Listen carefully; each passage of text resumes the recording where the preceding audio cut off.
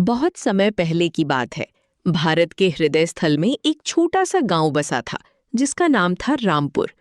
ये गांव चारों ओर से हरे भरे खेतों और ऊंचे नीचे टीलों से घिरा हुआ था। यहाँ की हवा में मिट्टी की सौंधी खुशबू हमेशा बसी रहती थी। रामपुर की सुंदरता देखने लायक थी, लेकिन इस गांव की असली पहचान यहाँ के लोग थे। यहाँ के लोग सादे थे, भोले थे, लेकिन जीवन की गाड़ी चलाने के लिए उन्हें संघर्ष की आग में झुलसना पड़ता था। गांव के बीचों बीच एक पुराना बरगद का पेड़ था, जहां शाम को सभी लोग इकट्ठा होते थे। लेकिन आज हमारी कहानी उस बरगद के पेड़ की नहीं, बल्कि उस झोपड़ी की है, जो गांव के सबसे पिछले कोने में बसी थी। उस झोपड़ी में रामू नाम का एक किसान रहता था। रामू के पास जमीन का एक छोटा सा टुकड़ा था, जो उसकी आंखों के तारे जैसा था। वो सुबह सूरज निकलने से पहले उठता और रात को चांद छिपने के बाद ही सोता था। हे ईश्वर, आज फिर वही सूरज निकला है। लगता है आज भी तपिश बहुत होगी। मेरी फसल की क्या हालत होगी, यही चिंता सता रही है। रामू, अरे रामू, इतनी सुबह सुबह किससे बातें कर रहे हो? आओ, नाश्ता तैयार है। बस 2 सूखी रोटियां बची हैं, लेकिन पेट तो भरना ही होगा। सीता, नाश्ते की चिंता मत करो।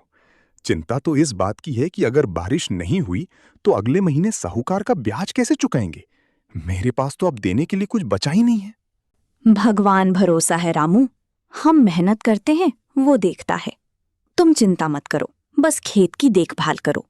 मोहन भी अब बड़ा हो गया है, वो तुम्हारी मदद करेगा। हाँ, मोहन तो बहुत होशियार है। लेकिन सीता, ये जमींदारी प्रथा हम गरीबों की गर्दन पर छुरी की तरह चल रही है। ठाकुर साहब का टैक्स बढ़ गया है। धीरे धीरे सब ठीक हो जाएगा। पहले खाना खा लो, वरना ताकत कहाँ से आएगी। रामू ने चुपचाप रोटी खाई। उसके मन में हजारों विचार चल रहे थे। पिछले साल फसल अच्छी नहीं हुई थी, जिसकी वजह से उसने साहूकार लक्ष्मीदास से थोड़ा कर्ज लिया था। अब ब्याज दर इतनी बढ़ गई थी कि मूलधन तो दूर, ब्याज चुकाना भी मुश्किल हो रहा था। रामू जानता था कि अगर उसने समय पर पैसा नहीं लौटाया तो साहूकार उसकी जमीन हड़पने की कोशिश करेगा। ये जमीन उसके पिता की थी और रामू के लिए ये अपनी जान से भी ज्यादा प्यारी थी। नाश्ते के बाद रामू अपने खेत की ओर चल पड़ा। रास्ते में उसे साहूकार की हवेली के सामने से गुजरना था। हवेली बहुत बड़ी थी, जिसके ऊंचे दीवारें गांव वालों को डराती थीं। अरे ओ रामू, इधर आओ। कहाँ चले हो इतनी सुबह सुबह? मालिक, मैं तो बस खेत देखने जा रहा था। फसल में थोड़ी पीलापन आ रहा है, पानी की व्यवस्था करनी है।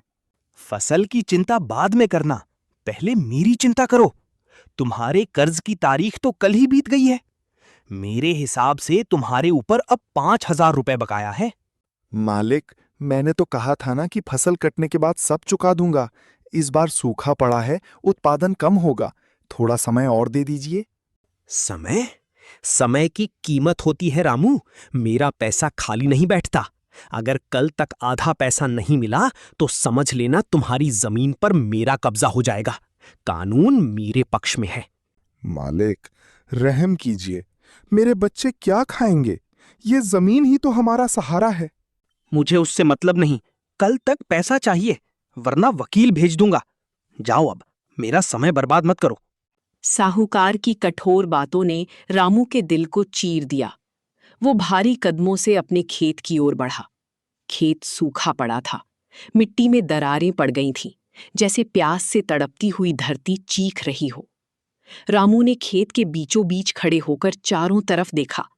उसे कहीं भी हरियाली नहीं दिख रही थी। जो पौधे लहलहा रहे थे, वे भी मुरझा रहे थे।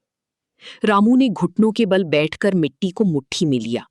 मिट्टी रूखी थी, उसमें नमी का एक अंश भी नहीं था। हे धरती माँ, तू भी आज मुझसे रूठ गई है क्या? मैंने तुझे कभी धोखा नहीं दिया, हमेशा तेरी पूजा की। लेकिन आज तूने पानी क्यों रोक लिया?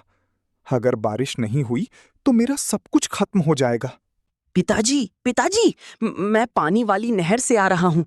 वहां पानी बिल्कुल नहीं है। ठाकुर साहब के नौकरों ने नहर का रास्ता रोक दिया है। क्या? उन्होंने नहर रोक दी? ये तो बहुत बड़ी चाल है। बिना पानी के फसल कैसे बचेगी? मोहन, तुमने किसी और को देखा वहां? हाँ पिताजी, वहां ठाकुर के मुनीम जी खड़े थे। वे कह रहे थे कि जब तक रामू कर्ज नहीं चुकाता तब तक उसके खेत में पानी नहीं जाएगा। वे कह रहे थे कि पानी ठाकुर की निजी जागीर है। ये अन्याय है। पानी तो कुदरत का है, नहर सबके लिए बनी है, लेकिन गरीब की आवाज कौन सुनेगा? मोहन, तुम घर जाओ और माँ को मत बताना, वरना वे रोने लगेंगी। मैं कुछ इंतजाम करता हूँ। पिताजी, मैं डरा हुआ हूं। अगर फसल नहीं हुई तो हम भूखे मर जाएंगे। डरो मत बेटा, जब तक सांस है तब तक आस है। हम हार नहीं मानेंगे। जाओ घर। रामू जानता था कि सीधे ठाकुर से बात करना बेकार है। ठाकुर बलवंत सिंह पूरे इलाके में अपनी ताकत के लिए जाने जाते थे। उनके पास सैकड़ों एकड़ जमीन थी और गांव के ज्यादातर लोग उन पर निर्भर थे। ठाकुर को गरीबों की भावनाओं से कोई लेना देना नहीं था। उनके लिए सब कुछ व्यापार था।